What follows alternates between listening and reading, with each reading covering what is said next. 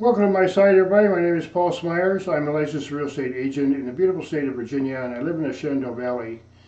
Today I'm going to talk a little bit about the location from the macro perspective and from the narrow perspective, because when you talk about location, it's a very popular word in the real estate business, where the location is. Well, there's a lot of different good locations. It all depends on what you want, because some people like to be on the beach and some people like to be in the hills. So what a location means specifically on that level is maybe your view or how much land you have and so on.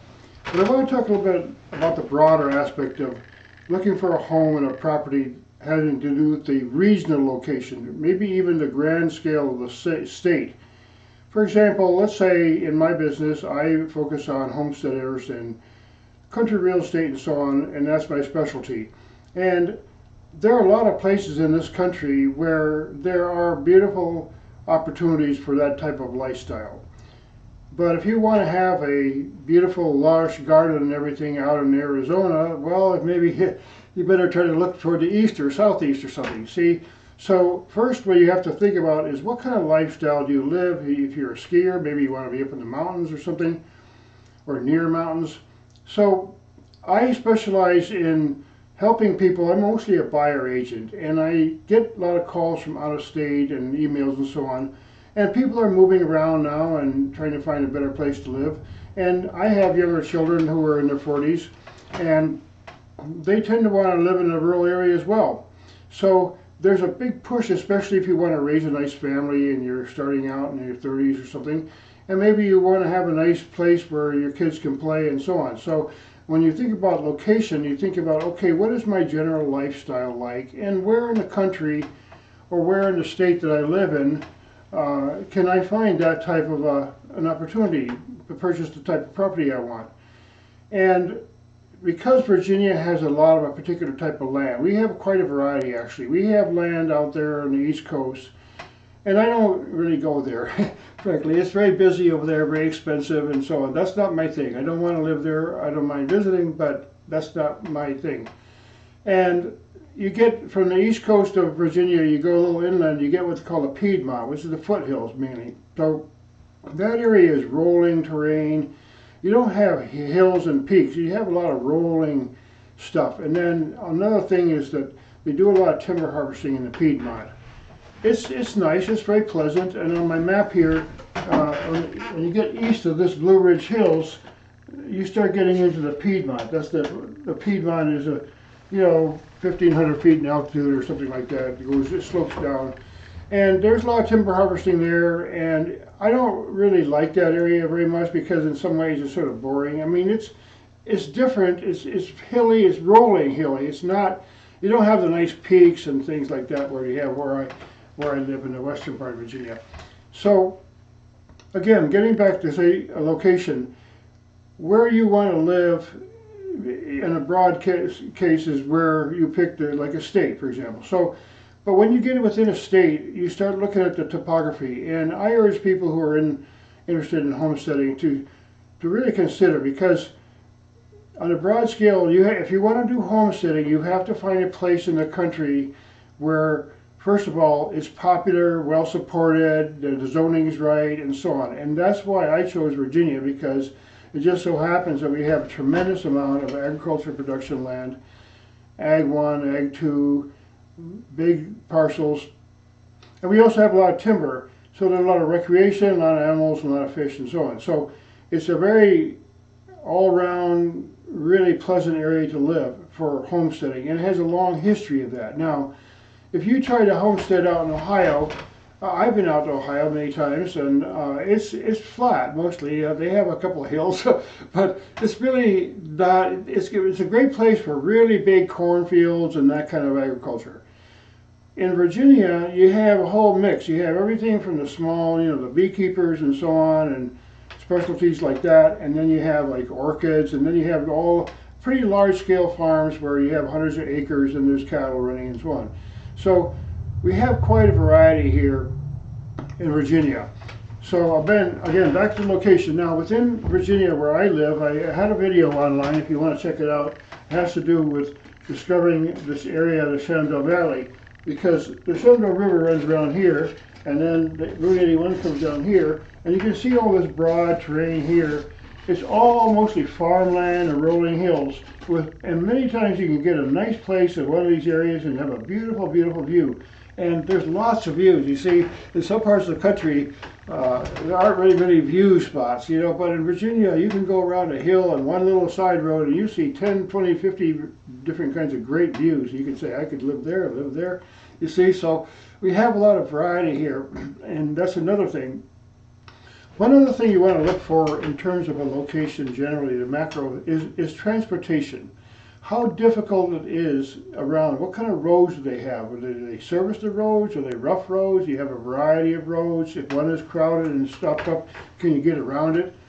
You all know how it is in some of these big cities, like around DC. It can be a nightmare, and there's no alternative. You just got to sit there and wait. In Virginia, in my area, Route 81 comes down here, and that means that, you know, there's a pretty fluid, fast scale, you know, 70 mile per hour.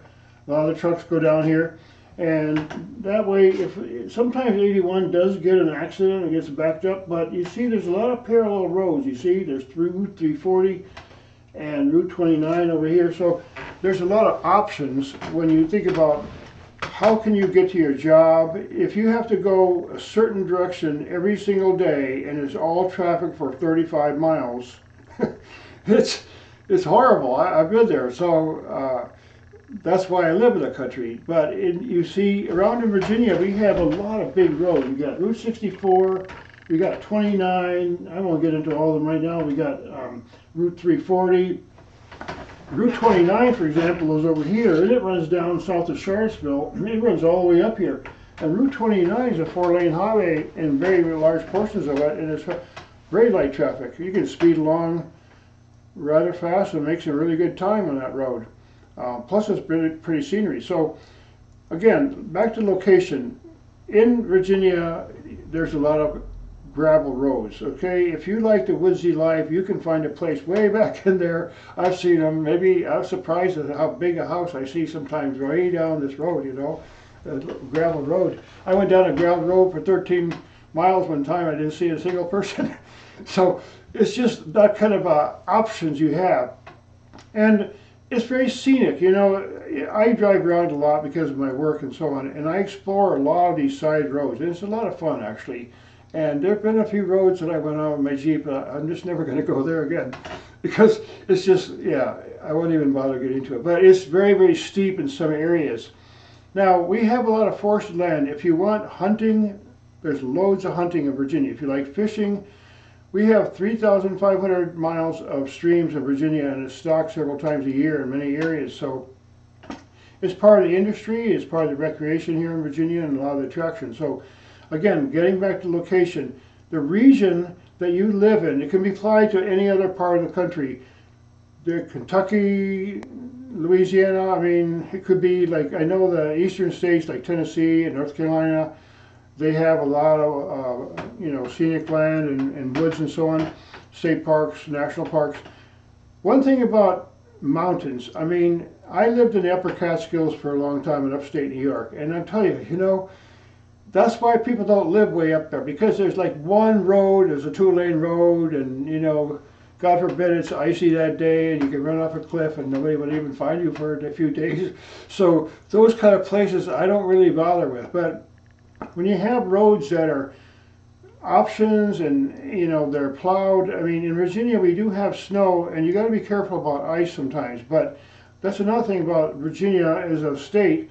It has a variety of climate. We have all the seasons. Where I live, we have snow and everything, preferably, you know, less, but we have snow and sometimes it's very cold weather, about 10 degrees Fahrenheit is about as low as it gets around here, maybe 5.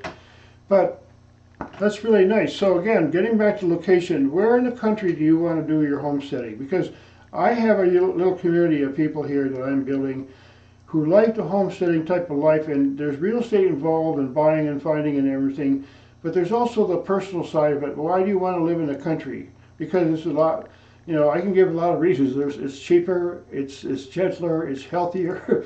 So there's a lot of really good reasons. Now, another location, you want to have a good airport. It's normal to want to travel. You don't want to be way in the boonies too far away from an airport. But you got Charlottesville right here, and down here you got Lynchburg, and I've done both of these airports, and there's also a lot of private airports around here. I have a pilot license, so I've flown a number of these little airports around here. And down here you get Roanoke Airport. So there's probably a few options as far as traveling in and out of the area. Usually what people do, if I want to take an international flight, I'll go all the way up to DC, park my car or whatever. But if I want to do something in the country, I might just take a Charlottesville and hop over to Ohio or go south or something to Florida. There's a lot of different options. So you got railroads here. There's an Amtrak running. You can look that up. In some parts of Virginia, there's long Amtrak runs.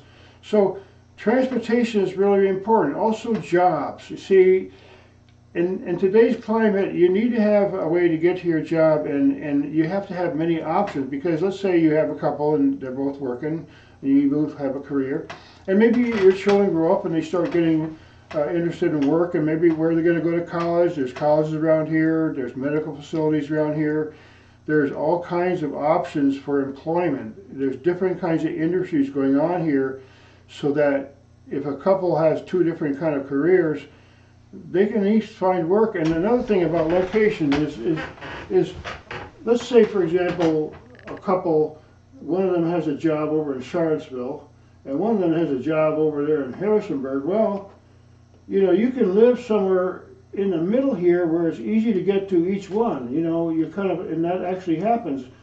You can say, okay, honey, you know, we'll triangulate our positions. We buy a house or a property in a position that we can easily get to our jobs and our shopping and hospital if we need it and so on. So there's a lot to think about when you consider location. Everybody talks about down to the, you know, if you want a lakefront or whatever, and down to the nitty gritty, what your location is. And I personally don't like living in a suburb. If they gave me $1 million house in a suburb, I'd say, thank you very much, I want it.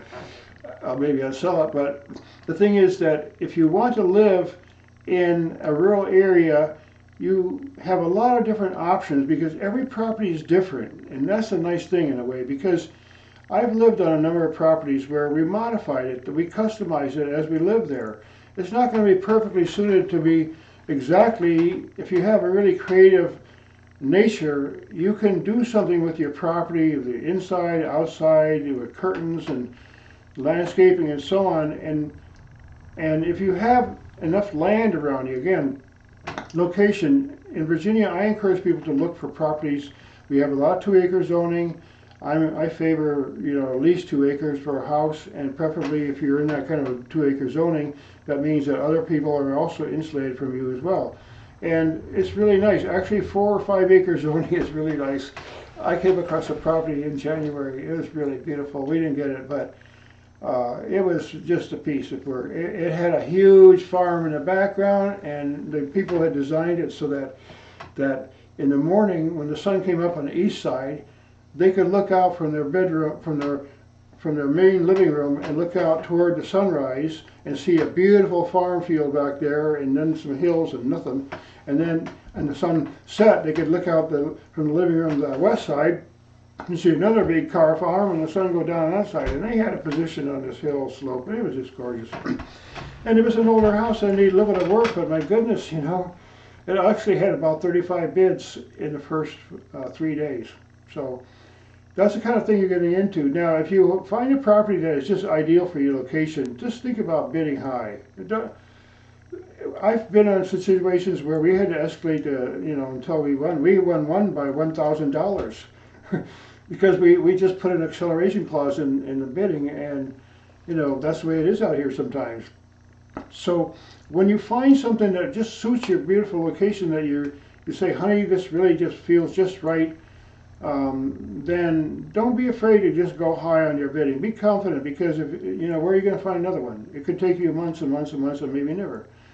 So again, a little bit about location. I wanted to talk a little bit about the macro scale of it, not just a little individual portion, what block you have and so on, but the region that you choose to live in, the kind of lifestyle that you want, the work that you do, and so on. So thanks again for listening. I hope to see you in some of my other videos. Please like and share. It helps a lot, and I really appreciate it. Thank you.